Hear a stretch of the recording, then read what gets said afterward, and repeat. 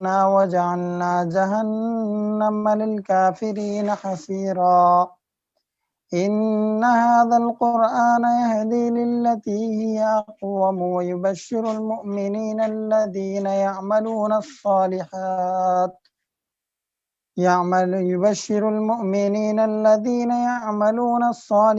أن لهم أجرا كبيرا وأن الذين لا يؤمنون بالآخرة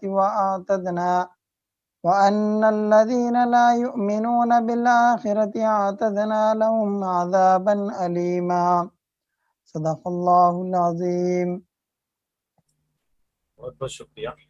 اس کے بعد میں ہمارے معزز مختلف صاحب سے گزارش کرتا ہوں کہ آگے کے پروگرام کا۔ السلام علیکم ورحمۃ اللہ وبرکاتہ۔ الحمدللہ وکفی والصلاۃ والسلام علی عبادی الذین اصطفی وعاقبۃ لمن اتقی۔ قال تعالیٰ فاعوذ باللہ السمیع العلیم من الشیطان الرجیم من الہمزہ ونفثہ ونفثہ بسم اللہ الرحمن الرحیم۔ یا بنی اسرائیل اذکروا نعمتی التی انعمت علیکم وانی فضلتکم علی العالمین۔ وقال تعالیٰ فی مقام آخر وَيُسْتَبْدِلَ قَوْمٌ غَيْرَكُمْ ثُمَّ لَا يَكُونُوا أَمْثَالَكُمْ۔ صدق اللہ العظیم۔ سامعین، گزشتہ 2 روز سے ہم اس سیریز کے 2 حصے سن چکے ہیں۔ آج اس کا تیسرا حصہ ہے اور 5 سیشنز کی اس سیریز کا یہ سینٹرل سیشن ہوگا۔ گزشتہ 2 سیشنز میں جو باتیں ہم نے آپ کے سامنے پیش کی تھی، مختصر اس کے بارے میں 1 منٹ میں اگر خلاصہ رکھ دوں تاکہ سلسلے کو جوڑنے میں کچھ سہولت ہو، تو وہ یہ کہ زمین پر اللہ تعالیٰ نے آدم علیہ السلام سے لے کر محمد صلی اللہ علیہ وسلم تک کئی نبیوں کو بھیجا۔ اس میں ابراہیم علیہ السلام درمیان میں ایک بڑی معروف شخصیت گزری۔ ان کی اولاد میں ان کے دونوں بیٹے اسماعیل اسحاق کو نبی بنایا گیا۔ اسحاق کے ہی بیٹے ہوئے یعقوب، جن کا گھر کا نام تھا اسرائیل، ان کے 12 بچے تھے۔ وہ نسل کے طور پر، قوم کے طور پر جب دنیا میں آباد ہوئے تو وہ بنی اسرائیل کہلائے۔ پھر کل کے سیشن میں یہ بات آئی تھی کہ وہ بنی اسرائیل جس کا نسبتی تعلق سیدنا ابراہیم علیہ السلام سے ہوتا ہے، ان کے عروج میں ہم دیکھتے ہیں کہ سیدنا یوسف علیہ السلام کا بڑا رول رہا۔ سیدنا یوسف علیہ السلام کے بعد وہ اپنے پاس برے اعمال کی پاداش میں زمین میں حقیر اور کمتر درجے پہ آ گئے تھے۔ پھر ان کی ظلم زیادتی سے نکال کر نجات دلائی گئی اور پھر نکال کر ان لوگوں کو مصر سے فلسطین کی طرف رہائی دلائی گئی۔ تو فلسطین میں جب وہ آئیں گے تو ان کو اللہ تعالیٰ کے وعدے کے مطابق وہ زمین ملے گی جس پہ ان کی سلطنت قائم ہوگی۔ تو کل یہاں تک کی بات آ گئی تھی کہ موسیٰ علیہ السلام نے اپنی کوششوں سے اللہ تعالیٰ کے فضل انعام سے بنی اسرائیل کو آزادی دلا دی تھی۔ اب آگے کی تاریخ یہ ہے کہ جب اللہ تعالیٰ کی طرف سے ان کو حکم دیا گیا کہ اب تمہیں جانا ہے اور فلسطین کے جو موجودہ حکمران تھے ان لوگوں سے لڑنا ہے، تو بنی اسرائیل کے لوگ تو اس موقع پہ یہ کہنے لگے کہ تمہارا خدا جا کر لڑ لو، ہم تو لڑنے کی استطاعت اب نہیں رکھتے۔ تو ان کی اس قسم کی شرارتوں، نافرمانیوں اور ٹھنڈے سرد رویے کی وجہ سے اللہ تعالیٰ نے ان کو 40 سال تک ریگستان میں جو ہے بھٹکتے رہنے دیا۔ درمیان میں جو ہے طور سینا کے اوپر موسیٰ علیہ السلام گئے، تورات ملی، واپس آئے۔ اس دوران یہاں موسیٰ علیہ السلام کے غیاب میں ان لوگوں نے بچڑے کی پرستی شروع کر دی تھی۔ سزا کے طور پہ اللہ تعالیٰ نے ان کے چنندہ بعض سرداروں کو موت کی سزا دلوائی۔ اس کے بعد میں اسی درمیان میں ہی موسیٰ علیہ السلام کا اور ہارون علیہ السلام کا انتقال ہو گیا۔ تو موسیٰ علیہ السلام کے ایک وصی تھے جن کا تذکرہ سورہ کہف کے جو ہے اس دلچسپ سفر کے درمیان میں بھی آتا ہے، نام لیے بغیر۔ جب موسیٰ علیہ السلام گئے تھے خضر علیہ السلام سے ملاقات کرنے، تو موسیٰ اور خضر کی ملاقات کے درمیان میں موسیٰ کے ساتھ ایک اور نبی تھے، اور اس وقت تک وہ نبی نہیں تھے، وصی تھے۔ موسیٰ علیہ السلام کے وصال کے بعد ان کو نبوت سے نوازا گیا۔ ان کا نام آتا ہے یوشع بن نون۔ تو پھر موسیٰ علیہ السلام کے انتقال کے بعد انہی کی لیڈرشپ میں یوشع بن نون کی یہ لوگ فلسطین کے اندر آ جاتے ہیں اور اپنی حکومت قائم کر لیتے ہیں۔ تو جب ان کی حکومت قائم ہوئی تو ابتدا تو معاملہ کچھ جما ہوا تھا، لیکن بعد میں ان کا اختلاف پھر اپنا اثر بتانے لگا۔ تو ان کی 2 سلطنتیں بن گئی، ایک ہی فلسطین کے اندر رہنے کے ساتھ ان لوگوں نے اپنے اختلاف کی وجہ سے 2 حکومتیں بنا لی. تو نارتھ کا جو علاقہ تھا فلسطین کا، وہ سارا کا سارا علاقہ اسرائیل کے نام سے ایک حکومت بنا، جس کا دارالخلافہ، جس کا کیپٹل ان لوگوں نے ایک دوسرے شہر کو بنایا. اور ساؤتھ کا جتنا حصہ تھا وہاں پہ ایک یہودیہ کے نام سے سلطنت قائم ہوئی. تو سلطنت یہودیہ کا کیپٹل رہا یروشلم. اب کل جو بات آئی تھی یا جہاز سے بدلتا ہے، تو یروشلم بن گیا جیروسلم. تو یہ جو فلسطین کو فتح کرنے کا واقعہ ہے، اس کا آغاز ہوا تھا بنی اسرائیل کے حملے سے. اور بنی اسرائیل کا پہلا حملہ ہوا تھا اریحا کے مقام پر، انگلش میں اسے کہتے ہیں جیریکو. دنیا میں زیتون کے جو باغ ہوتے ہیں، اسپین کے تو بہت سارے مشہور ہے، اور گریس آئی لینڈ کے بھی بہت سارے مشہور ہے، لیکن سب سے اچھے باغ جو ہوتے ہیں زیتون کے، وہ جیریکو کے مقام کے ہوتے ہیں. تو بنی اسرائیل کی فتح کا آغاز جیریکو سے ہوتا ہے، اور اسی کو عربی میں اریحا کہتے ہیں. اس علاقے سے یہ لوگ آگے بڑھ کر اپنی 2 سلطنتیں بنائے رہے. اور جیسا کہ اللہ تعالیٰ کا حکم تھا، ابتداً کچھ دنوں کے لیے تو ٹھیک ٹھاک رہے، لیکن پھر ان کے مزاج کے بعض شرارتیں ایسی تھی کہ بنی اسرائیل زیادہ عرصے تک وہاں پر ٹھیک انداز میں نہیں رہ سکتے. یہاں تک کہ آگے جا کر ان کا اختلاف اتنا بڑا کہ یہ 2 ریاستیں 12 چھوٹی چھوٹی ریاستوں میں بڑھ گئی. کیونکہ یعقوب علیہ السلام کے 12 بیٹے تھے، تو ہر بیٹے کا ایک الگ قبیلہ بنا، ہر قبیلے کی ایک الگ چھوٹی سلطنت بنی. چھوٹی چھوٹی سلطنتیں اڑوس پڑوس کے ممالک کے لیے آسان شکار تھی. تو اردن پار سے ایک دریا ہے، ریور جارڈن کے پار سے ہم دیکھتے ہیں کہ ایرانی آ کر حملہ آور ہوتے، اور ساؤتھ میں شام سے جو ہے دوسرے لوگ آ کر ان پہ حملہ آور ہوتے.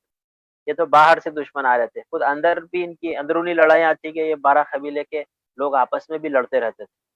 تو ان کی جو ڈیفینس فورس تھی وہ کمزور پڑ جاتی، اور دوسرے لوگ ان کے اوپر حملہ آور ہو جاتے. تو ایسے ہی ہم دیکھتے ہیں کہ بنی اسرائیل کے اوپر اشیریوں کا حملہ ہوتا ہے. اشیریوں نے حملہ کیا، اور ان کی جو سلطنت تھی اوپر اسرائیل کی، اس کو جو ہے تباہ و تاراج کر دیا. اور پھر ہم دیکھتے ہیں کہ آگے بڑھ کر ایران کے لوگوں کے حملے ہوتے ہیں، اور نیچے کی یہودیہ سلطنت کی تباہ و تاراج ہوتی ہے. پھر ہم دیکھتے ہیں کہ دوبارہ یہ لوگ جمع ہونے کے لیے، اقتدار حاصل کرنے کے لیے کچھ تکوزو کرتے ہیں، کوشش کرتے ہیں. اللہ تعالیٰ ان کو اسٹیبل ہونے کا ایک موقع دیتا ہے، یہاں تک کہ ان کے اوپر سیکنڈ اٹیک ہوتا ہے. اور اس سیکنڈ اٹیک کا کرنے والا ہے نبیشر نصر. تو نبیشر نصر کو ہی بخت نصر کہتے ہیں، اردو فارسی عربی کے لوگ. تو بخت نصر ایران کا بادشاہ تھا. یہ حملہ آور ہوتا ہے اور فلسطین کے اوپر اینٹ سے اینٹ بجا کے سارے شہر کو تباہ و تاراج کر دیتا ہے. تو جو یہاں پر آئے تھے حکومت قائم کرنے کے لیے، اپنے ہی عدم اتحاد کی وجہ سے 12 ٹکڑیوں میں جو ہے بٹے. 12 ٹکڑیوں کے اوپر دشمنوں کی حملے کی پاداش کمزور بھی پڑ گئی سلطنتیں، اور پھر دوسروں کے جو ہے وہ محکوم بھی ہو گئے. یہاں تک کہ ان کے پھر عروج کا زمانہ اللہ تعالیٰ کی طرف سے متعین ہوتا ہے. تو عروج کے لیے یہ لوگ پریشان تھے. تو ان کے ایک نبی تھے، اور ان کا نام تھا سیمایول، انگلش میں سیمیول کہہ دیتے ہیں لوگ. تو ان سے وہ لوگ گزارشیں کرنے لگے کہ دیکھو، تم کو یوشع بن نون نے تو تربیت کی تھی، اب تم ہی ہمارے لیے کچھ راستے بتاؤ کہ اب یہ ظلم، یہ زیادتی جو کچھ ہم سے ہے، جو غلامیاں ہم سے ہے، اور جس طریقے سے ہمارے اوپر بخت نصر نے حملہ کیا، 6 لاکھ کو مار دیا، 6 لاکھ کو غلام بنا کے لے کر چلا گیا. اور ہیکل سلیمانی کو بھی، جس کو وہ تعمیر کر چکے تھے، جو کہ ان کا جو ہے قبلہ بھی تھا اور ان کے مذہبی عبادات کا مرکز بھی تھا، تو لہٰذا اس کو بھی دوبارہ تعمیر کرنا ہے. تو سمیول نے ان لوگوں کے لیے اللہ تعالیٰ سے دعائیں کی، اور پھر اللہ کے ہی اشارے کے مطابق ان لوگوں میں سے ایک شخص کو چن کر، یعنی طالوت کو چن کر ان کا لیڈر بنا دیا. اب یہ طالوت کا تذکرہ قرآن مجید میں آتا ہے. جب طالوت کو سرداری سے نوازا گیا، تو بنی اسرائیل کے لوگوں کو اس کے اوپر بھی تھوڑے اعتراضات تھے. وہ بولتے تھے کہ دیکھو، 12 قبیلوں میں تو جو بڑا بھائی تھا اس کی اولاد میں سے کسی کو سردار بنایا تو اچھا رہتا تھا. اب یہ چھوٹے بھائی کے بچے کو جو ہے سردار بناتے، مال و دولت میں بھی ہمارے جیسا اس کا رتبہ نہیں ہے، پبلک میں اس کا فیم نہیں ہے. ایسے ہی مختلف قسم کے ریزنز جو کہ اللہ کی نظر میں کوئی اہمیت نہیں رکھتے. لیڈرشپ کے لیے جو بنیادی کوالٹی ہے، ریکوائرمنٹ ہے، وہ ہے لیڈرشپ اسکل، جس میں ہوگی اللہ اسے نوازے گا. हसब नसब को देख के, बाप को देख के, औलाद को देख के, दौलत को देख के अल्लाह ताला इख्तियार से नवाजता है, ऐसी कोई क़ायदे मुतय्यन नहीं है। और तालूत के बारे में जैसा कि कल भी मैंने डिस्क्रिप्शन में बात कही थी, कुरान में जो अल्फाज आते हैं, आतैनाहु इल्मम व जिस्मा, अल्लाह ने उसको दोनों किस्म की सलाहियतों से नवाजा था। फिर निशानियों के तौर पर तालूत को ताबूत सकूना भी मिल गया, और ताबूत सकीना वो संदूक लेकर आए जिसमें मूसा और हारून अलैहिमुस्सलाम अजमईन के तबर्रुकात थे। उनकी सरदारी स्टैब्लिश हो गई, कायम हो गई। फिर अल्लाह ताला के हुक्म के मुताबिक उन्होंने अपनी जो है कौम के लोगों को मुत्तहिद किया, फौजों को तैयार किया और जंग लड़ने के लिए आमदा हुए, और फिर अपने इलाके से निकलकर दरिया पार करके उनको जाना है और लड़ाई करना है। लड़ाई होगी जालूत से। अच्छा, इस दरमियान में एक पॉइंट मिस हो गया था, फिर इसको जोड़ देता हूँ मैं। बख्त नसर के हमले के बाद बनी इसराइल को वो गुलाम बनाकर जो लेकर चले गए थे, तो फिर इन लोगों के ऊपर एक हमदर्द मेहरबान हुक्मरान भी आया, और वो था साइरस। कुछ लोग इसी को जुल्करनैन भी कहते हैं। तो साइरस ने इनकी गुलामी से आज़ादी दी, ठीक है तुम जाओ वापस अपनी सल्तनत में जाके बस जाओ, तो ये फिर वापस आकर बस गए। साइरस के बाद फिर उसके कौम के लोगों ने इनको जो है ठीक नहीं समझा। तो अब वापस फिर तालूत के नुक्ते से कंटिन्यू करते हैं। तालूत की सरदारी है। तालूत ने बनी इसराइल को जो है मुत्तहिद किया, जंग लड़ने के लिए वो मैदान में जाने आमदा है। रास्ते में दरिया आती है, दरिया को भी पार करना है, और इन लोगों की थकावट भी है, प्यास भी है, तो एक आजमाइश है। मुश्किल वक्त में आदमी कितना अपने फर्मनेस का इजहार करता है, इसकी टेस्टिंग बार बार होते रहती है। फौज के साथ तो ज्यादा होती है। सोचो कि फौज जा रही है तो इनकी आजमाइश ये हुई कि दरिया का पानी पीना नहीं है। बहुत सारे लोग पानी पी लिए, बहुत थोड़े लोग कम पानी जो है पिए, या नहीं पीकर वैसे ही प्यासे रह गए। और जब असल मैदान में जाके लड़ने का मौका था, तो पानी पीने वाले वहाँ पे साफ एतराफ़ किए कि भाई हम तो अब ढीले हो गए, जिस्म में ताकत नहीं है, जाके हम नहीं लड़ सकते। और जो थोड़ी सी तादाद बाकी रह गई थी, उनको लेकर जाकर लड़ने की हिम्मत तालूत में नहीं थी। उसके बावजूद तालूत कोशिश कर रहे थे। इस मौके पर वो जो थोड़े से लोग जो पानी नहीं पीकर डटे हुए थे, उन लोगों ने तालूत को वो तारीफी जवाब दिया जो कि हमारी जुबानों पे भी चढ़ जाता है और हम भी बार बार कहते हैं।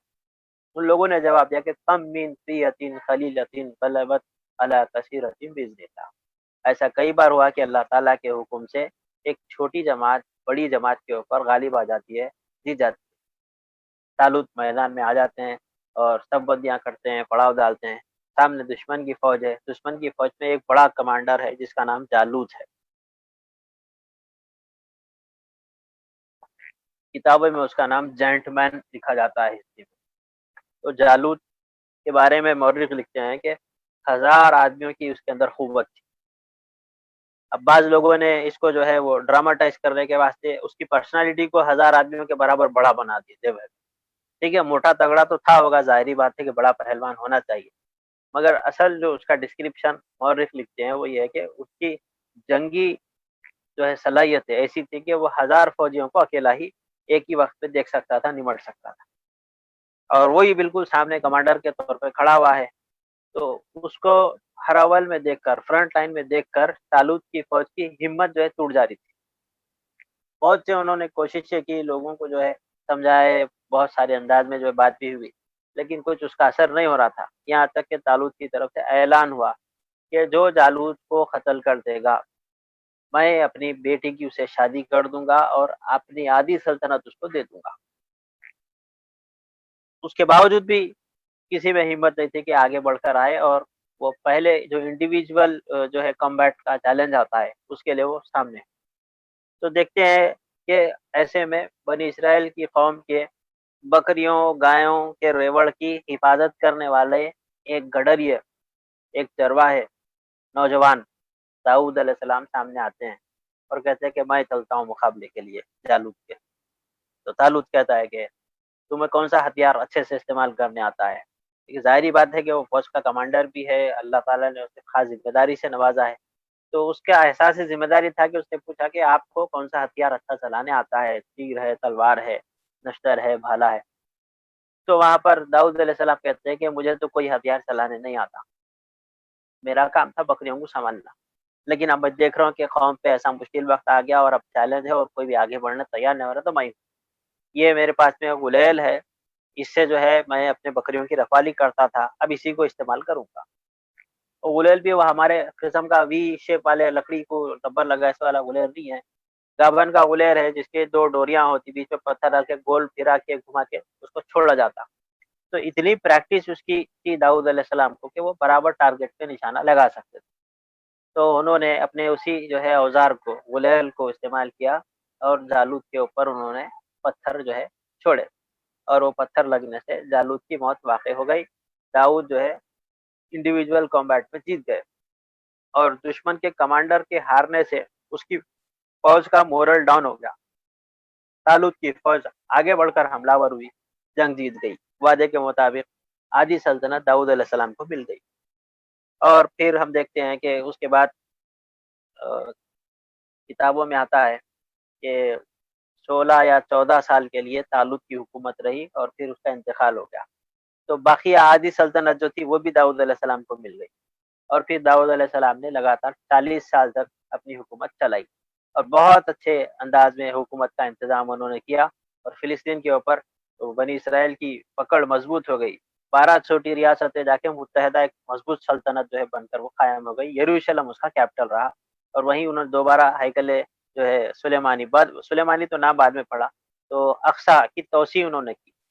यानी जो इसहाक अलैहिस्सलाम ने मस्जिद बनवाई थी वो कम पड़ रही थी तो उन्होंने और बड़ा जो है कंपाउंड बनवाया और आजू-बाजू की ज़मीनें लेके उसकी तोसी का प्रोजेक्ट पूरा किया। यहाँ तक कि दाऊद अलैहिस्सलाम के बेटे सुलेमान अलैहिस्सलाम भी अब जवान हो रहे हैं और वालिद के साथ उनके दरबार में शरीक भी होते हैं और लोग देखकर ही समझ गए थे कि भाई मुस्तकबिल में हमारा हुक्मरान कौन हो सकता है। तो कुरान मजीद में बाप बेटे के साथ का एक बड़ा दिलचस्प वाक़या आया है। एक ऐसा दरबार से अदल व इंसाफ के फैसले होते थे। अभी आम तौर पे हम बच्चों की कहानियों में नबियों के किस्से बयान करते हुए चीज़ें लोगों को सुना देते हैं। उसके पीछे के जो हिकमत है, जो लेसन्स है, जो मोरल है, उस पे ज़्यादा रोशनी नहीं डालते। तो वाक़या कुरान के अंदर भी डिस्क्राइब हुआ है कि एक बकरियों वाले की बकरियाँ पड़ोस के खेत में जाकर कुछ जो है उसके अनाज को चर कर खेत खराब करके आ गई। वो शिकायत लेके आ गया दरबार में कि इसकी बकरियाँ मेरे खेत को खराब कर दी, बदला में मेरे को अब कुछ होना है। तो बोला कि मेरे पास सिवाय बकरियों के कुछ दिन है नहीं और अगर मैं उसको बकरियाँ दे दूँगा तो फिर मेरा गुज़र कैसा होगा कि इसका दूध जो है बेचे तो मेरे घर का गुज़ारा होता। पर अब दाऊद अलैहिस्सलाम ने तो फैसला ये दिया कि जितना नुकसान हुआ है खेत का हिसाब करके बकरियाँ उसको दे दिया जाए। तो इंसाफ के मुताबिक फैसला तो हो जाता, लेकिन गडरिये का गुज़र-बसर कैसे हो? तो ऐसे में सुलेमान अलैहिस्सलाम जो है वालिद की इजाज़त लेके ये राय पेश करते कि ये गडरिया दोबारा खेती-बाड़ी करेगा। जब तक खेत फिर से ना उग जाए तब तक अपने बकरी का दूध शेयर करेगा पड़ोसी के साथ और जब खेत फिर दोबारा वैसे ही हो जाएगा तो फिर इसका बदला पूरा हो जाता। तो बहुत खुश हुए दाऊद अलैहिस्सलाम के इंसाफ का तकाज़ा भी पूरा हो रहा और एक आदमी को अपने रिसोर्सेज़ से हाथ नहीं धोना पड़ा, महरूम होना नहीं पड़ा। ये वाक़या कुरान में मज़कूर है। इसमें 3 जो है असबाक है। पहला सबक ये कि किसी मजलिस में बड़े की राय से छोटे की राय ज़्यादा बेहतर है, तो छोटा अपनी राय रखेगा। अरे बड़े बोल डाले ना, मैं क्यों बोलूँ बोल के खामोश नहीं बैठेगा। दूसरा ये कि अगर छोटे की राय अच्छी है, तो बड़ों को बड़े दिल का मुज़ाहरा करके उसे कबूल भी करना चाहिए। जैसा दाऊद अलैहिस्सलाम ने बेटे सुलेमान अलैहिस्सलाम की राय को दरबार में अच्छा समझा और कबूल किया। तीसरा ये है कि जब एक ओपन मजलिस के अंदर किसी चीज़ का अहम मामला का फैसला हो रहा है, तो वहाँ के हाज़िरीन गूंगे-बहरे बनकर उसमें शिरकत नहीं करेंगे, बल्कि वो एक्टिव पार्टिसिपेशन करेंगे, हस्बे ज़रूरत उसके अंदर हिस्सा लेंगे। ये सोशल लाइफ के लिए एक ज़रूरी सबक है। अब हो ये रहा है कि हमारे ऊपर डिक्टेटर्स ने हुकूमतें की, हमारे ऊपर आर्मी चीफ्स ने, कमांडरों ने हुकूमतें की। उसके नतीजे में एक ख़ास किस्म की ट्रेनिंग लोगों को डायरेक्टली इनडायरेक्टली मिल गई कि 4 लोग जमा हो गए, बड़ा इख्तियार के साथ चला रहा है, तो सारे लोग पार्टिसिपेट नहीं करना। बस ऐसे ही जो है भीड़ की शक्ल में शरीक रहना या तमाशे-बीन बन के रहना, तमाशा देखना, बस चुप रहना। उम्मत मुस्लिमा के लिए ये हुक्म नहीं है। उम्मत मुस्लिमा के लिए अल्लाह के नबी का हुक्म है, तुम में अगर कोई बुराई देखे तो हाथ से रोके, इस्तिताअत ना हो तो ज़ुबान से रोके, इस्तिताअत ना हो तो दिल में बुरा जाने। तो सुलेमान अलैहिस्सलाम ने वालिद के दरबार में एक फैसले को होते हुए देखा, अगरचे कि फैसला गलत नहीं था, लेकिन उनके पास उससे ज़्यादा बेहतर राय थी। वो अदब एहतराम के साथ पेश कर दिए और वालिद जो कि हुक्मरान भी थे, आदिल थे, इंसाफ पसंद थे, انہوں نے فوراً اس کو قبول بھی کر لیا۔ تو جب داؤد علیہ السلام کا انتقال ہوا تو سلیمان علیہ السلام کو وہ اقتدار جو ہے ملا، انہوں نے باپ کی چھوڑی ہوئی سلطنت میں مزید اضافے کیے۔ اب قرآن مجید میں سیدنا سلیمان علیہ السلام کی حکومت کے تعلق سے تذکرہ کرتے ہوئے اللہ تعالیٰ یہ بیان فرماتا ہے کہ اس کی حکومت کے جیسی کسی اور کو ہم نے حکومت نہیں دی، بے مثال حکومت۔ ہواؤں پہ ان کا حکم چل رہا ہے، پانی پہ ان کا حکم چلتا ہے۔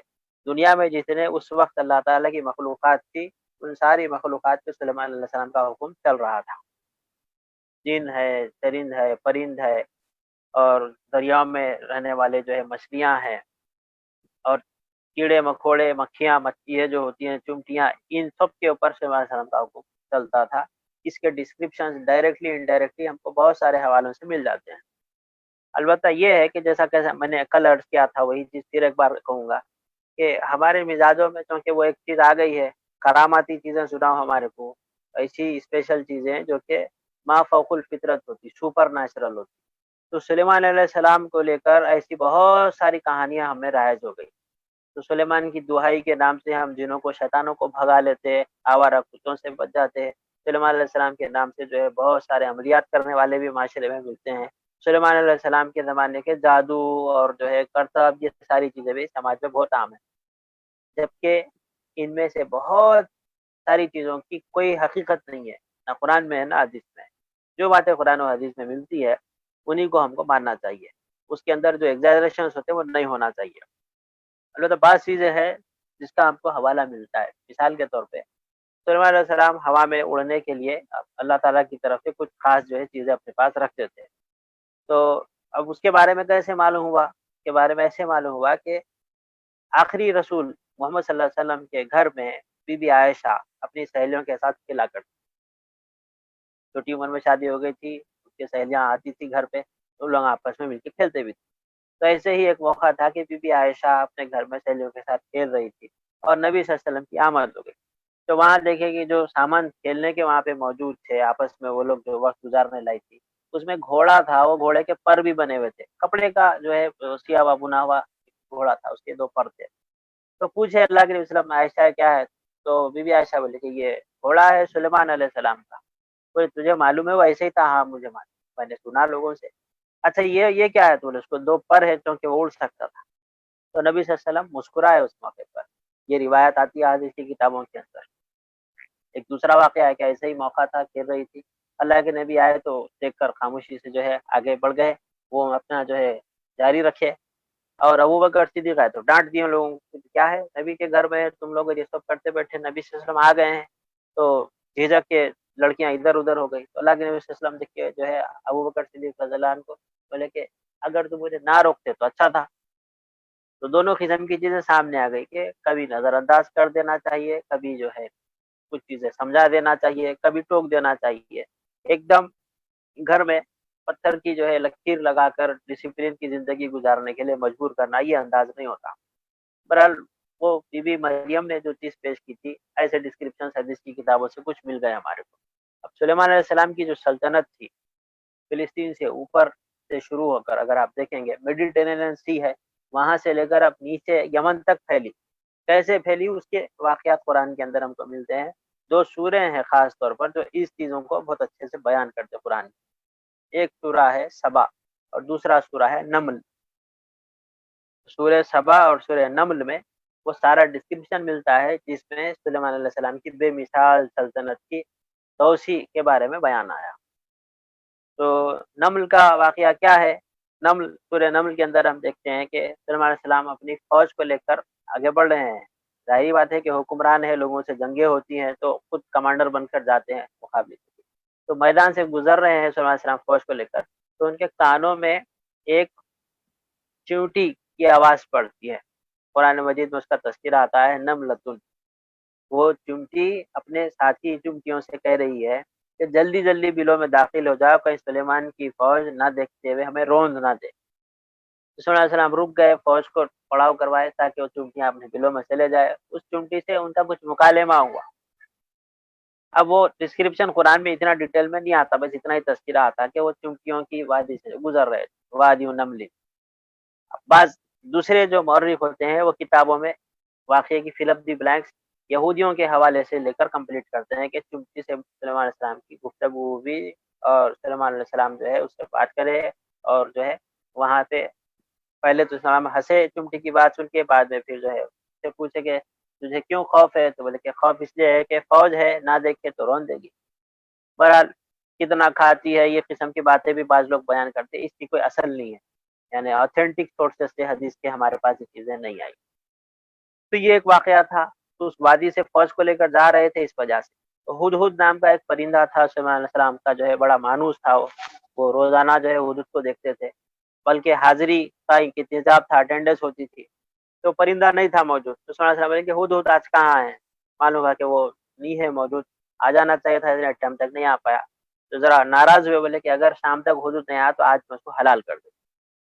ہدہد آیا تو وہ انفارمیشن لے کر آیا کہ ساؤتھ میں پیننسولا کے عربین پیننسولا کے ساؤتھ میں ایک رانی حکومت کرتی ہے، اس کی ایک جو ہے ایڈوائزری بورڈ ہے، کونسل ہے، اور جو ہے اس کی بات کو ساری رعایا مانتی، اور وہ خدا کے بجائے سورج کی پرستش کر رہے ہیں۔ تو سلیمان علیہ السلام اس کی بات کو، ہدہد کے پرندے کی انفارمیشن کو سن لیتے ہیں، کہتے ہیں کہ اس کو توحید کا پیغام پہنچانا چاہیے، اسلام کی دعوت اس کو دینی چاہیے۔ تو وہ جو حکمران عورت تھی اس کا نام تھا بلقیس، اور ٹائٹل اس کو دیا گیا تھا سبا۔ تو جیسا غیب سے انفارمیشن آئی سلیمان علیہ السلام نے ویسے ہی ملکہ سبا تک اپنا پیغام پہنچا دیا۔ صبح جب وہ جاگی تو خط ملا سلیمان علیہ السلام کا، تو اس خط کے اندر میسج تھا انہ من سلیمان انہ بسم اللہ الرحمن الرحیم۔ تو یہ بہت مشہور ہے قرآن مجید کے سوروں میں، درمیان میں بسم اللہ صرف اسی سورہ میں آتا ہے، نمل میں۔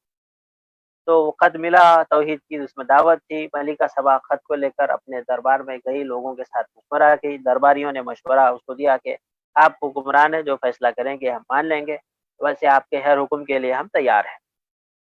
انڈائریکٹلی ان کا جواب یہ تھا کہ بھائی جنگ لڑنا چاہیے، آپ کے حکم کے لیے تیار ہے کہ مانے یہ آتے، لیکن وہ ایک عقل مند خاتون تھی، اس نے کہا کہ جنگ کو ٹالنا چاہیے، کبھی بھی خواہ مخواہ کے لڑنے کے لیے اتاولے نہیں ہونا۔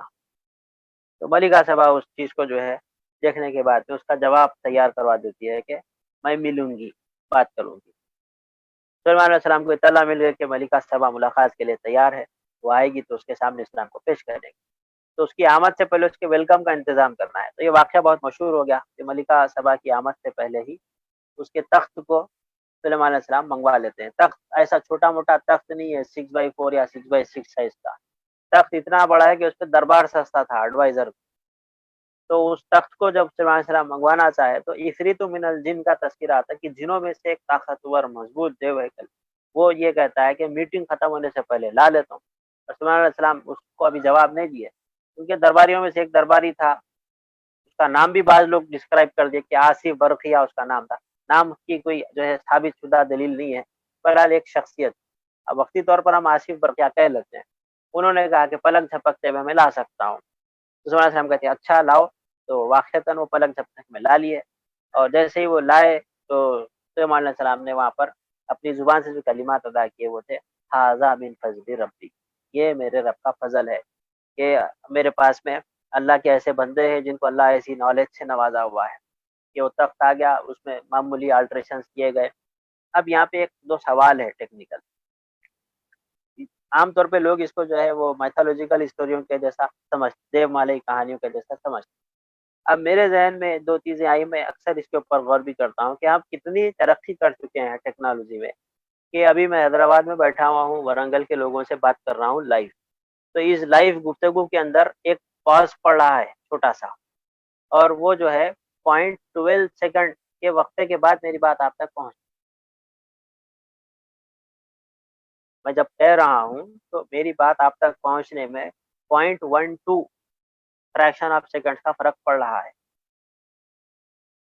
تو وائس جو میری تھی وہ ساؤنڈ انرجی ہے، ساؤنڈ انرجی میرے پاس سے دوسرے جو ہے فارم میں چینج ہو کر سگنل بن کر آپ کے پاس پہنچتی ہے، اور آپ اس کو سن رہے ہیں، اور ابھی دیکھ بھی رہے ہیں، تو لائٹ انرجی بھی اس کے ساتھ جڑ گئی ہے۔ تو یہ دو قسم کی انرجی۔ تو ابھی ہم تو یہ کیا بولتے ہیں کہ انرجی کے بارے میں ہی جو ہے دیکھ رہے ہیں کہ فوٹونز کی شکل میں پہنچنے اتنا ٹائم لے رہی، میٹر کو اگر پہنچانا ہے تو کتنا زیادہ ٹائم لگے گا۔ تو اس کے معنی یہ ہے کہ ابھی ہماری ٹیکنالوجی ایڈوانس اتنی نہیں ہوئی جتنی کہ سلیمان علیہ السلام کے زمانے کی ٹیکنالوجی تھی. اب جو لوگ جنوں اور کرامتوں اور جادو اور معجزات کی پٹری پہ اس کو دیکھنا چاہ رہے ہیں، دیکھو بھائی ہم زبردستی تو کچھ نہیں کر سکتے. اور جو لوگ پریکٹیکل اپروچ کے ساتھ بھی چیزوں کو دیکھتے سمجھتے ہیں تو ان کے لیے یہ بھی ہے کہ ٹیکنالوجی اتنی ایڈوانس ہو سکتی ہے کہ چیزوں کو زیادہ اسپیڈ سے پہنچا سکے. تو ویسی ٹیکنالوجی اس وقت موجود تھی کہ میٹر کو، سالڈ میٹر کو، فارمس آف انرجی نہیں، سالڈ میٹر کو ایک جگہ سے دوسری جگہ پہ ریپڈ اسپیڈ میں پہنچا. ابھی دنیا میں سالڈ مٹیریلز کو تیزی سے پہنچانے کی جو سب سے اچھی صلاحیت ہے وہ فیڈیکس کی ہے. فیڈیکس ایک امریکن کمپنی ہے جو کہ کوریئر کارگو کا کام کرتی ہے. اس کے اپنے اون کئی بڑے بڑے ایئر کرافٹ جہاز ہے جس کے ذریعے سے وہ پوری دنیا میں اپنا ایک نیٹ ورک چلاتی ہے. سب سے ریپڈ وہ ہے. لیکن ان کو بھی انڈیا سے اگر کوئی چیز لے جانا ہے تو کم سے کم ٹائم وہ لیتے ہیں 18 گھنٹے. یعنی ہمارا فیڈیکس، ہمارا یونائٹیڈ نیشنز آف امریکہ کی ٹیکنالوجی سلیمان علیہ السلام کے زمانے کی ٹیکنالوجی سے بہت پیچھے ہے. نہیں، اب اگر کوئی یہ سمجھ رہے کہ نہیں وہ فلاں صاحب کی صحبت میں رہ کر فلاں صاحب کی کرامات حاصل کر کے یہ سب چیزیں ہو گئی تھی، نہیں. قرآن میں جو ڈسکرپشن آتا ہے حاصل کرنے والے نے یہ کہا کہ میرے رب کے عطا کردہ علم کی وجہ سے میں یہ کر رہا ہوں. علم، نالج. تو ہماری آڈینس میں بہت سے بچے انجینئرنگ کے بھی ہے، ہو سکتا ہے مستقبل میں سائنٹسٹ بنیں گے. تو آپ کی ریسرچ کے واسطے جو بینچ مارک ہے وہ یہ ہے. اب وہاں تک پہنچنا ہے، آپ کو بینچ مارک کو کراس کرنا ہے. واقعتاً دنیا میں یہ چیز ہو سکتی ہے چونکہ ماضی میں ایسی ہوئی ہے، اور قرآن کہتا ہے کہ اس کی مثال نہیں ہے. سلیمان علیہ السلام کے زمانے کی حکومت کی مثال نہیں ہے. اس کی جو ہے ایک مثال کو ڈسکرائب کرتے ہوئے ایک یہاں پہ ایویڈنس کے طور پہ اسٹوری آ گئی. تخت آیا، الٹریشنز ہوئے، ملکہ بلقیس آئی، سے پوچھا گیا پہچان دیا تخت کو، تو وہ اس کا جواب حکمت کے ساتھ میں دی. ہاں دیکھا جیسا تو لگ رہا، میرا بھی تخت شاید ایسا ہی ہے. میرا ہے بھی نہیں بولتی، نہیں بھی ہے نہیں. فلحال وہ آئی، اس کے لیے خاص انتظام تھا، محل کی فلورنگ بھی ذرا مختلف تھی. بلقیس اسلام قبول کر لیتی ہے، مسلمان ہو جاتی ہے. اور سلیمان علیہ السلام جو ہے اس کی قوم کو اس کے جو ہے اسلام قبول کرنے کی وجہ سے موقع دیے. بلقیس واپس گئی اپنی سلطنت میں اور اس کی قوم بھی مسلمان ہو. اب یہودیوں کے پاس تاریخ میں لکھا ہوا ہے کہ بلقیس کی شادی ہوئی سلیمان علیہ السلام، ہوئی نہیں ہوئی ہمارے اللہ کے نبی صلی اللہ علیہ وسلم سے کوئی آتھینٹک حدیث ہم تک نہیں پہنچی. یوسف زلیخا کی شادی ہوئی، کوئی دلیل نہیں ہے. سلیمان بلقیس کی شادی ہوئی، کوئی دلیل نہیں ہے. بس مشہور ہو گیا تو مشہور ہو گیا. ویسے ہی حد تو یہ ہو گئے کہ یہ ایسی ضعیف روایات، ایسے قصے جو کہ بنی اسرائیل سے ہمارے پاس میں پہنچے تھے، اتنے رائج ہو گئے کہ ہمارے عقد النکاح کی تقریب میں قاضی صاحبین جو ہے دعاؤں میں یہ بھی بول دیتے ہیں اللہ دولہے دلہن میں ایسی برکت دے جیسی برکت تو بلقیس اور سلیمان میں اور جو ہے وہ یوسف زلیخا میں تھی. تو ان سے گریز کرنا چاہیے، اوائڈ کرنا چاہیے. کسی معتبر حدیث سے، کسی ریلائبل سورس سے یہ چیز ثابت نہیں ہوئی. بس یہودیوں کا بیان کردہ ایک قصہ ہے کہ ہوئی شادی، ایسی کوئی حقیقت نہیں ہے. بہرحال ملکہ بلقیس کی حکومت نیچے تھی، ساؤتھ میں، آج جس کو آج یمن کے طور پہ ہم جانتے ہیں. تو وہاں وہ اپنے قوم کے ساتھ مسلمان ہو کر لمبے عرصے تک حکمران رہی. اس کے بچے بھی جو ہے حکمران ہوئے اور وہ وہاں پر جو ہے اپنی سلطنت کو چلاتے رہے. تو grid, under ground water irrigation کا سسٹم کا جو اب ہماری حکومت پہ بہت چرچا ہے، یہاں پہ کے سی آر نے 2 اسکیمز چلائے تھے، مشن کاکتیہ، مشن بھاگیرتھی، جس میں واٹر ہارویسٹنگ اور واٹر گرڈ سسٹم کے تعلق سے اسکیمز کو پیش کیا تھا. یہ کوئی لیٹسٹ چیز نہیں تھی. ملکہ بلقیس کے پاس میں وہ ٹیکنیک تھی. یمن کے جیسے علاقے میں اس نے پانی کے پہنچانے کے ویسے انتظام کر دیے تھے جس سے وہ زرخیز علاقہ بن گیا تھا. ورنہ عربین پیننسولا میں تو کوئی دریا ہی نہیں ہے نا، کہ باہر ہے دریا ہے، پھر بھی وہاں پہ یمن کے اندر کھیتی باڑی زیادہ ہوتی ہے، ہریالی زیادہ ہے، تھوڑا اونچائی پہ بھی ہے، ہل اسٹیشن ہے. تو اس کے بیٹوں کے درمیان میں اتحاد نہیں تھا، ان کے آپس میں جھگڑے ہوئے، تو بعد میں اس کی سلطنت کمزور پڑی. یہاں تک کہ پھر وہاں پہ سیلاب بھی آیا اور اس سیلاب نے، سیل ارم اسے کہتے ہیں، اس کی سلطنت کو ختم کر دیا. اس کے آثار آج بھی کچھ بچے ہوئے ہیں. بعد میں پھر یمنیوں نے وہاں پر ایک ڈیم تعمیر کیا بھی حالیہ دنوں میں، یعنی ہمارے دور میں اگر ہم کہنا چاہیں تو، اس کا نام ہے ماں عرب. मारिब डैम दरअसल यादगार है। वहाँ से हम देख सकते हैं कि मलिका सबा की सल्तनत के कुछ कुछ आसार मिलते हैं यमन। वापिस आते हैं अपने मौजू पर। सुलेमान अलैहिस्सलाम की इस्लाम की तबलीग के वाक़यात में वाक़या आना चाहिए। अब अगर हम उसको वो करामत और जादू और करिश्मे वाली चीज़ों से जोड़कर देखेंगे तो फिर वो हमारे जो है फिर से पर्सपेक्टिव के बिगड़ने का सबब हो जाता। उन्होंने सबा को तौहीद की दावत दी, उसने कबूल कर लिया, मुसलमान हो गई।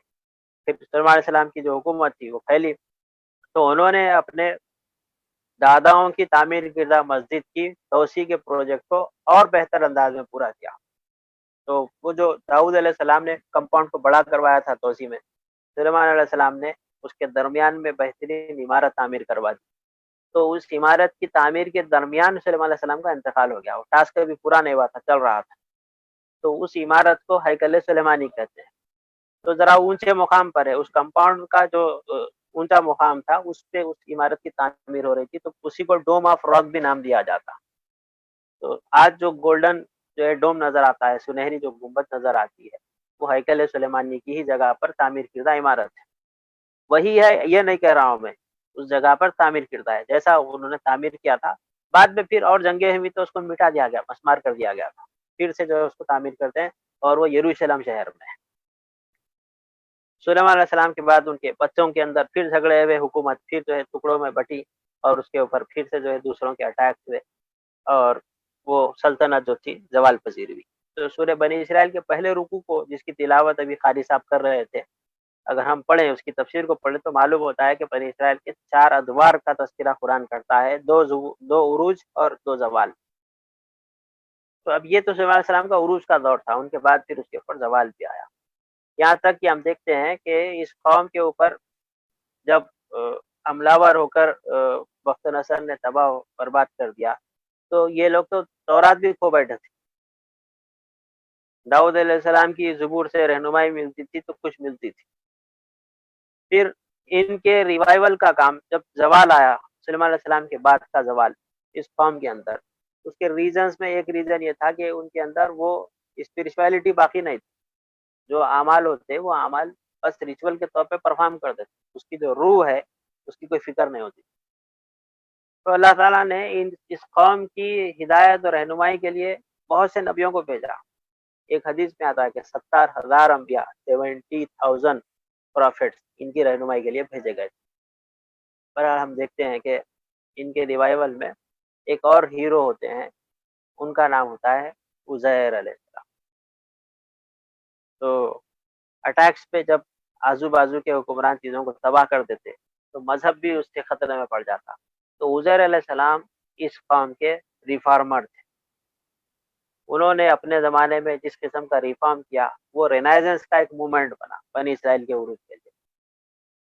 वो खो चुके थे तौरात को, तो उज़ैर अलैहिस्सलाम उसके हाफ़िज़ थे, उन्होंने उसको फिर से कंपाइल करवाया। तो उज़ैर अलैहिस्सलाम का एक वाक़या बकरा में भी गुज़रा है कि अल्लाह ताला ने उनको 100 साल तक सुलाए रखा और उनका जो गधा था वो गल गया, सड़ गया। उसको दोबारा अल्लाह ताला ज़िंदा करके उज़ैर को बताया कि हम मुर्दों को दोबारा ज़िंदा कर सकते हैं। वो वापिस आए कौम की रहनुमाई के लिए, उन्होंने तौरात को फिर एक बार लोगों के पास कंपाइल करवाया। उनकी रहनुमाई के लिए उन्होंने एक मूवमेंट चलाया और वो मूवमेंट बहुत कामयाब रहा।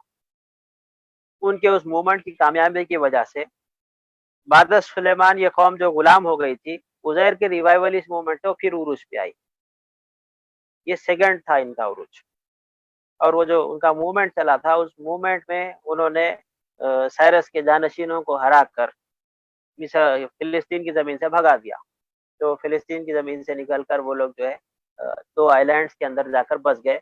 एक आइलैंड का नाम आज भी साइरस, पेपरस, सिपरस, ये आइलैंड्स के नाम हम सुनते हैं तारीख में। फ़िलिस्तीन से हार कर जाने वाले वहाँ पर जाकर अपनी हुकूमत कायम।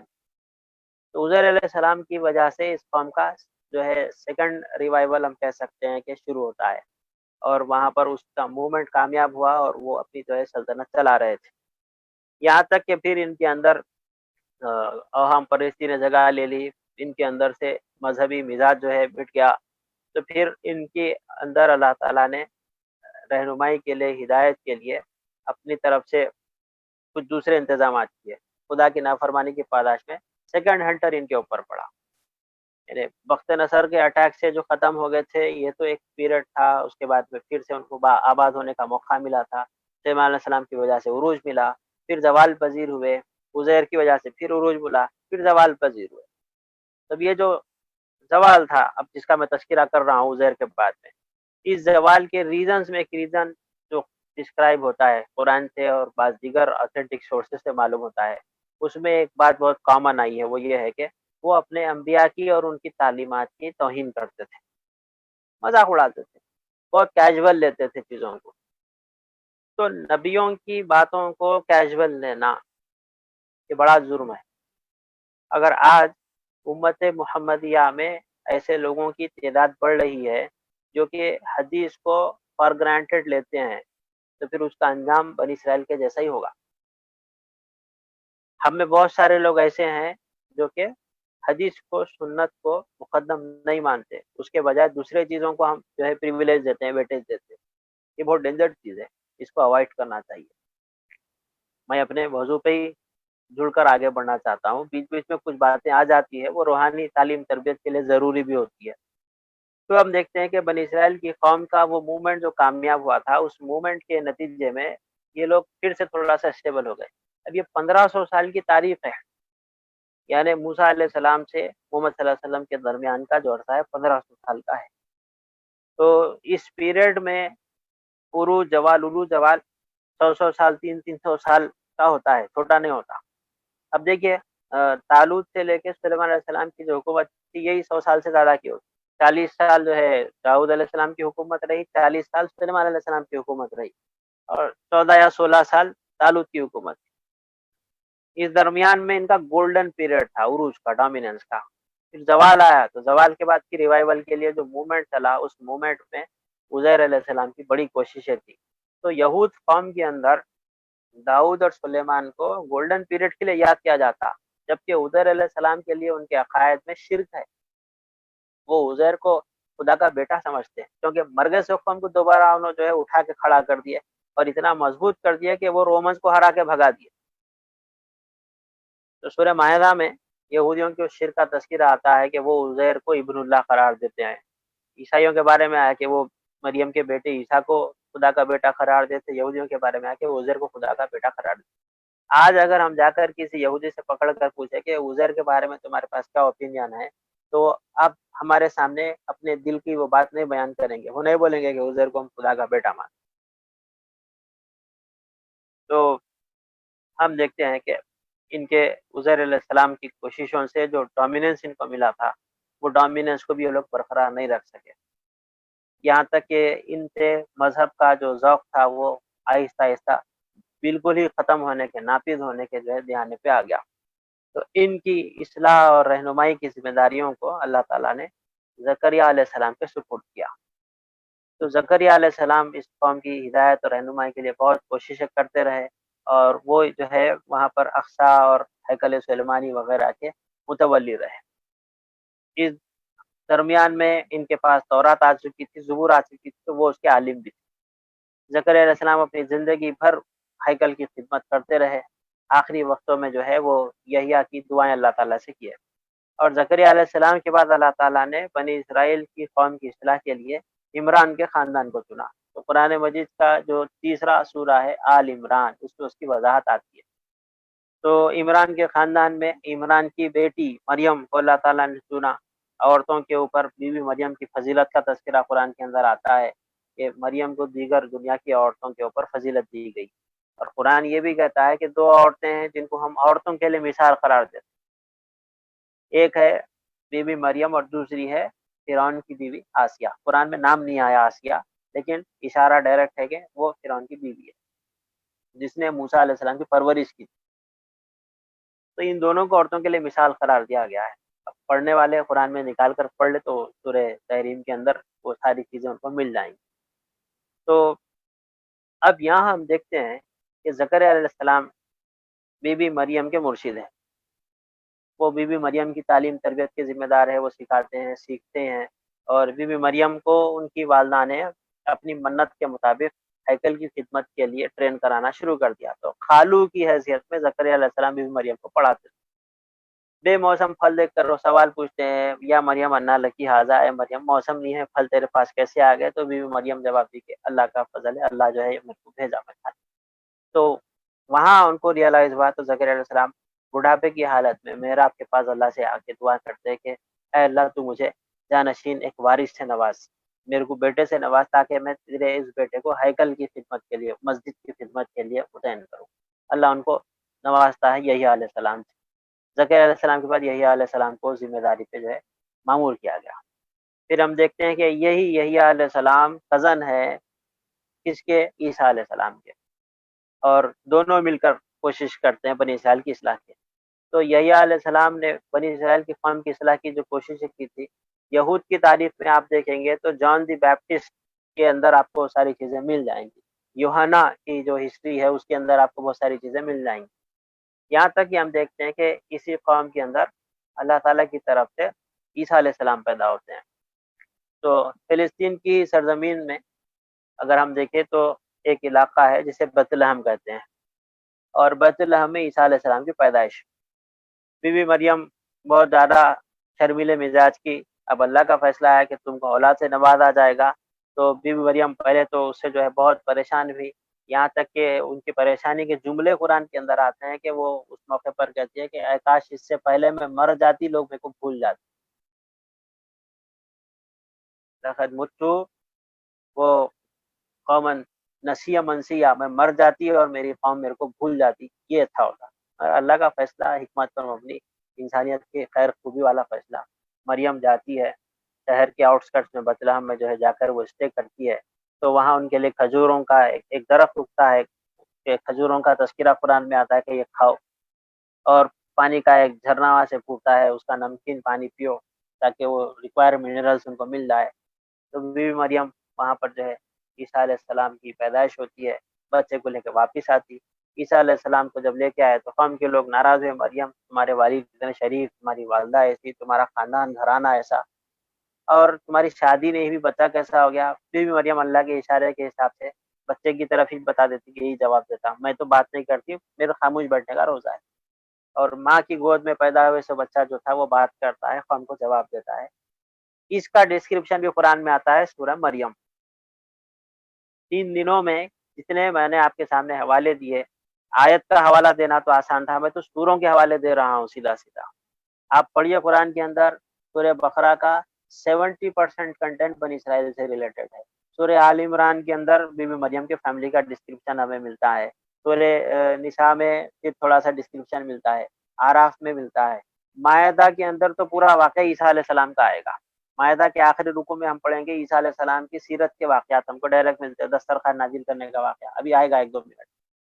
پھر ایسے ہی ہم آگے بڑھے تو سورہ بنی اسرائیل پورا کا پورا، سورہ بنی اسرائیل اس کے نام سے، حالانکہ اور چیزیں بھی ہیں اس میں لیکن وہ نام پڑ گیا۔ سورہ کہف کے اندر موسیٰ علیہ السلام کا قصہ ہم کو ملتا ہے، سورہ طٰہٰ میں ڈسکرپشن ملتا ہے، قصص میں جو ہے اس کا ڈسکرپشن ہے، سورہ شورى میں اس کا ڈسکرپشن ہے، کتنی تفصیلات ہیں۔ پھر سورہ نمل ہے، سورہ سبا ہے، ان چیزوں میں بھی جو ہے ڈسکرپشن بنی اسرائیل۔ امت محمدیہ کو سب سے زیادہ بنی اسرائیل کی مثالیں دے دے کے اللہ تعالیٰ تعلیم تربیت کیا۔ کیوں؟ کیونکہ سب سے لمبے اسپین پہ وہ لوگ گزرے تھے، اور ان کا کچھ پریزروڈ ریکارڈ ہم تک پہنچا، ہم کو مل سکتا۔ عرب کے لوگوں میں کوئی مذہب کو اللہ تعالیٰ پنپنے نہیں دیا، ابراہیم علیہ السلام کا لایا ہوا دین محمد صلی اللہ علیہ وسلم کے ذریعے سے جو ہے پھر سے وہاں پہ قائم ہوا۔ اس درمیان میں دنیا میں جو امت مسلمہ کے طور پر بسے وہ یہودی ہی تھے۔ یہودیوں کو امت مسلمہ کا مقام حاصل تھا، کب تک حاصل تھا؟ جب تک کہ عیسیٰ علیہ السلام مبعوث نہیں ہوئے، اور جب عیسیٰ علیہ السلام مبعوث ہوئے تو وہ مقام ان سے لے لیا گیا اور عیسیٰ علیہ السلام کے پیرووں کو دیا گیا۔ عیسیٰ علیہ السلام بھی بنی اسرائیل کے ہی ایک فرد ہے، ان کی والدہ مریم بھی بنی اسرائیل کی ہی بیٹی ہے، اور عیسیٰ علیہ السلام کے کزن یحییٰ بنی اسرائیل کے ہی نبی ہے، الگ نہیں ہے۔ تو ہم دیکھتے ہیں کہ عیسیٰ علیہ السلام نے زکریا اور یحییٰ کے اس مشن کو جاری رکھا، بنی اسرائیل کی رہنمائی کے واسطے وہ لوگوں کے سامنے اسلام کو ہی پیش کرتے رہے، ایک خدا کی بندگی کی دعوت دیتے رہے۔ تو جو بگاڑ لوگوں میں آ گیا تھا، ریچولز کے طور پہ چیزوں کو پرفارم کرتے تھے، اس کی پوری اسپرچویلٹی مس ہو گئی تھی۔ اس ایکٹ کے پرفارم کرنے کے پیچھے جو فرما برداری کا رویے کا اظہار ہونا ہے، وہ فرما برداری کا اظہار نہیں ہوتا تھا، بیزارگی ایک قسم کی تھی، مذہب کو لے کے ایک قسم کا جو ہے انٹرسٹ لیس سماج بن گیا تھا۔ تو ایسے ماحول میں عیسیٰ علیہ السلام اپنے معجزات کے ساتھ میں رونما ہوئے، انہوں نے لوگوں کے سامنے اسلام کو پیش کیا، اور عیسیٰ علیہ السلام کو لوگوں نے ستایا، بنی اسرائیل کے لوگوں نے عیسیٰ علیہ السلام کو قبول نہیں کیا، ان کی نبوت کو قبول نہیں کیا، ان کو تکلیف دیتے رہے، ان کو ستاتے رہے، شہر کے اندر ان کے ساتھ جو ہے مذاق کرتے رہے، ان کو جو ہے چھیڑتے تھے، تو وہ باہر دریا کے کنارے کنارے وقت زیادہ گزارتے تھے۔ تو دھوبیوں کی بستی تھی، وہ دھوبیاں عیسیٰ علیہ السلام کے جو ہے پہلے مخاطب بنے، انہیں کو حواری کا نام دیا گیا، ڈسائپلس آف جیسس کرائسٹ بولتے ہیں ان کو انگلش میں۔ تو وہ ڈسائپلس عیسیٰ علیہ السلام سے جو کچھ سیکھتے تھے وہ یاد رکھ لیتے تھے، یہاں تک کہ قوم کے لوگ ان کے خلاف سازشیں کرنا شروع کر دی، عیسیٰ علیہ السلام پہ مرڈر کا چارج لگا، ریپ کا چارج لگا، اللہ ان کو بچاتا رہا، یہاں تک کہ جب عیسیٰ علیہ السلام کو مار دینے کی سازش ہوئی تو اللہ تعالیٰ ان کو زمین سے زندہ اٹھا لیا۔ اب ہم مسلمان ہیں، ہمارا عقیدہ یہی ہے کہ عیسیٰ علیہ السلام کو زندہ اٹھایا گیا، بنی اسرائیل کی تاریخ کا ایک بہت بڑا ٹویسٹ ہے، یہ ٹرن ہے، یہ عیسیٰ علیہ السلام کو زندہ اٹھا لیا گیا، آسمان میں اٹھا لیے، حالانکہ ابھی ان کا مشن برقرار تھا، باقی تھا۔ تو بنی اسرائیل کے لوگوں کے اندر یہ بات رائج تھی کہ عیسیٰ علیہ السلام کو تو انہوں پکڑ لیے، غار میں سے لائے، سزا دے دیے، سولی پہ لٹکا کے مار بھی دیے، پھر 2 دن کے بعد انہوں زندہ نکل کے غار میں سے آتے لوگوں کے سامنے اور آ کے بہت ساری چیزوں کا اعلان وغیرہ کرتے۔ اب ان کی کہانی ہے، جھوٹی ہے ہم یہ مانتے ہیں، لیکن اب وہ ڈسکرپشن ہے اور دنیا کے اندر ایک بڑی تعداد اس کو صحیح مانتے۔ تو بنی اسرائیل کی تاریخ میں اس کا ایک بلر اینڈ ہے، کلیئر اینڈ نہیں ہے، یعنی عیسیٰ علیہ السلام کو یہ لوگ مار دیے اور عیسیٰ علیہ السلام یہاں سے چلے گئے، پھر آگے کیا ہوا؟ ایک تو عیسیٰ علیہ السلام کی نبوت کو بنی اسرائیل میں یہودی جو تھے وہ مانے ہی نہیں، جو لوگ مانے تھے وہ باقی رہے۔ عیسیٰ علیہ السلام کے دنیا سے اٹھا لیے جانے کے تقریباً 60 سال بعد ایک حکمران جو کہ رومن حکمران تھا، یہودیوں سے اس کو دشمنی تھی کیونکہ اس کو ہرا کے یہاں سے بھگا دیے تھے، اگسٹس، وہ مسلمان ہو گیا، یعنی عیسیٰ علیہ السلام کا پیروکار ہو گیا اور وہ عیسائی بن گیا، اس کا مذہب جو ہے نصرانی کے طور پر جو ہے سامنے آیا۔ تو اگسٹس نے فیصلہ کیا کہ اب میں لوگوں کو سدھارتا ہوں۔ تو یہاں یہودیوں کی سلطنت جو ٹوٹی پوٹی ہو گئی تھی، عزیر کی موومنٹ کے بعد وہ بہت طاقتور ہو گئی تھی، اور ہیرود ان کا جو ہے ایک حکمران تھا۔ تو ہیرود کی حکومت اس کے بعد اس کے بیٹوں میں تقسیم ہوئی، تو اگسٹس نے اپنے ایک کمانڈر کو تیار کر کے بھیجا، ٹائٹس، کتابوں میں آپ پڑھیں گے تو ٹائٹس آتا ہے اور ہیرود کے ایک بیٹے کو مار دیتا، ہیرود خود تو مارا جا چکا تھا، اس کے دوسرے 2 بھائی تھے مرنے والے کے، وہ بھی جو ہے سرنڈر کر دیتے۔ تو ٹائٹس کے یہ اٹیک میں پھر ایک بار فلسطین کو پورے کو تباہ و تاراج کر دیا گیا، پورے ہیکل کو ڈھا دیا گیا، وہ جو کمپاؤنڈ بنا تھا وہ پورا کمپاؤنڈ مسمار ہو گیا، صرف ایک دیوار باقی رہ گئی تھی، اسی دیوار کو آج کل یہ جو ہے وہ جو ویپنگ وال بنا کے رکھے ہوئے ہیں، جا کے وہاں پہ روتے رہتے، رونے کی دیوار گریا، اور مذہب کی ایک رسم بنا دی ہے، جا کے وہاں پہ رونا اور گڑگڑانا، دعائیں کرنا، یہ یہود کے ٹریڈیشن کا ایک حصہ بن گیا۔ تو اب ہم دیکھتے ہیں کہ عزیر علیہ السلام نے ایز اے ریفارمر جو کام کیا تھا بنی اسرائیل میں، اس سے بڑی جان پڑی، ایریا کے حساب سے تو ایکسپینشن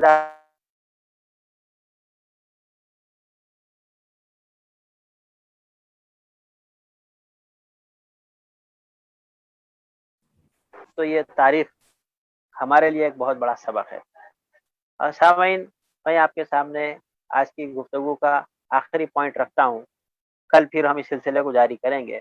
عیسیٰ علیہ السلام کے دنیا سے زندہ اٹھا لیے جانے کے بعد بنی اسرائیل کا جو انجام ہوا ہے، اس میں یہودیوں کے اوپر سب سے زیادہ ظالم عیسیٰ کے پیروکار رہے، عیسیٰ علیہ السلام کے ماننے کے دعوے دار، یعنی اگسٹس، اس کا بھیجا ہوا ٹائٹس، یہ برباد کر کے چلے جانے کے بعد ہم دیکھتے ہیں کہ یہودیوں کا کوئی پرسان حال نہیں رہا، پھر یہ لوگ ڈسپرس ہو گئے دنیا میں، یہاں تک کہ آخری رسول کی بعثت کے وقت تک تقریباً 500 سال کا پیریڈ گزرتا ہے، یہ پوری زمین کے اندر ادھر ادھر منتشر تتر بتر بھٹک کے رہے، ایک جگہ بھی ان کو سیٹل ہو کے حکومت قائم کرنے کا کوئی موقع ہی نہیں ملا۔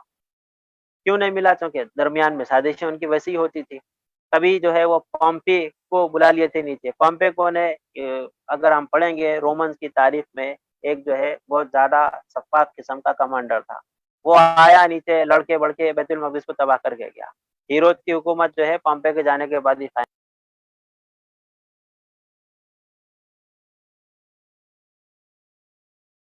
تو کل کی نشست میں ہم کہ سیدنا محمد صلی اللہ علیہ وسلم اور آپ کے پیروکاروں کے ساتھ تاریخ میں جو چیپٹر چلتا ہے اس خطے ارض کو لے کر جغرافیکلی اس جگہ کو فلسطین کو لے کر کیا رہا، کیونکہ اب یہودی اس نقشے میں نہیں رہیں گے، یہ ڈائسپورا میں آ گئے ہیں، منتشر ہو گئے ہیں، دنیا کی کسی ایک پوائنٹ پر سینٹرل نہیں ہے، آباد نہیں ہے، بجائے ان کے اب عیسائی اس جگہ کے اوپر قابض ہو گئے ہیں۔ اب مسلمانوں کا جب ان سے سامنا ہوگا آخری رسول کی امت کے طور پر، تو عیسائیوں سے سامنا ہوگا۔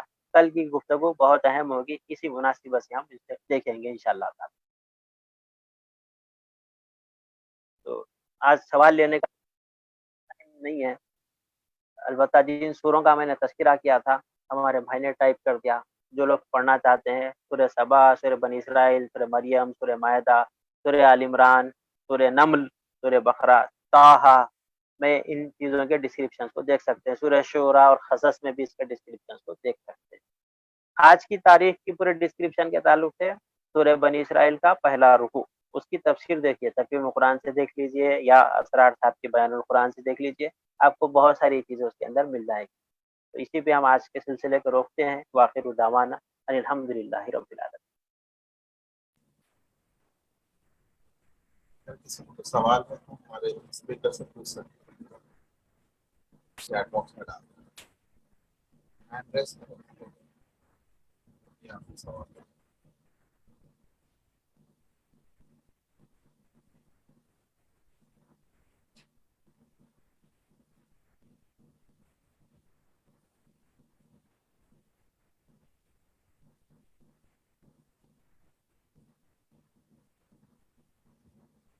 آپ کی آواز نہیں آ رہی، میوٹ ہے۔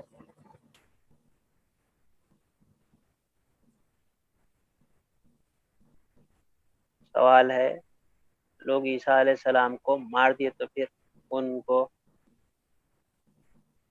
عیسیٰ علیہ السلام کو مار دیے تو پھر ان کو کیوں مانتے ہیں؟ یہود یہ بول رہے ہیں کہ ہم ان کو مار دیے، عیسائی یہ بولتے ہیں کہ وہ خدا کے بیٹے تھے۔ مسلمان نہیں مانتے، میں اور آپ ہم نہیں مانتے عیسیٰ علیہ السلام زندہ ہے، ان کو زندہ اٹھا لیا گیا۔ کل انشاءاللہ اسی سوال کے جواب سے میں گفتگو کا آغاز کروں گا انشاءاللہ تعالی۔ بہت بہت شکریہ۔ جس طرح کے سے آپ سے ریکویسٹ کی جا رہی ہے سب سے کہ آپ اپنے فیملی اور فرینڈس کو جو ہے اس پروگرام میں انوائٹ کریں۔ ماشاءاللہ بہت انفارمیٹیو ہمارا یہ سیشن چل رہا ہے، تو اس کو آپ لوگ سن رہے ہیں اور اس کا فائدہ اٹھا رہے ہیں، تو تمام سے گزارش ہے کہ اپنے فیملی اور فرینڈس کو بھی انوائٹ کریں جو اس سے وہ بھی فائدہ اٹھا سکیں۔ بہت بہت شکریہ۔ آج اسی کے ساتھ ہم